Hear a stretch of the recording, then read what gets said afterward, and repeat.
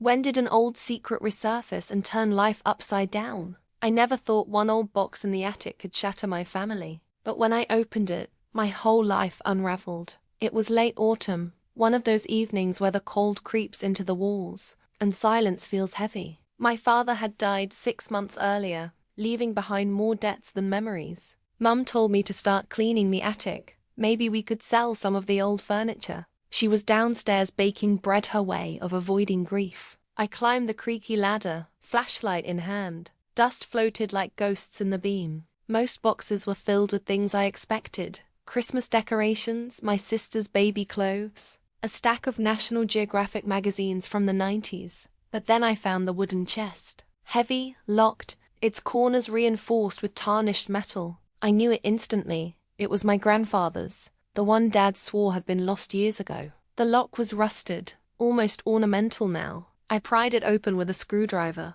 Inside were neat stacks of letters bound with ribbon, photographs, and a small leather diary. My hand shook as I pulled it out. The initials burned into the cover weren't my grandfather's. They were my father's. I shouldn't have read it. That's what I tell myself now. But grief makes you hungry for answers, and the silence in our house was unbearable. The first page dated back to 1993, the year before I was born. His handwriting was sharp, rushed, like someone terrified of being caught. I told her tonight. She said the baby will never know. But secrets rot, and I'm already afraid it's too late. I froze. My chest tightened as I flipped pages. The entries grew darker, more frantic. References to someone named Elena, arguments with my mother, mentions of money hidden away, debts paid to people whose names he wouldn't write. And then one sentence that turned my stomach cold. If this comes out, the family will never forgive me. The child isn't hers to claim. The flashlight slipped from my hands,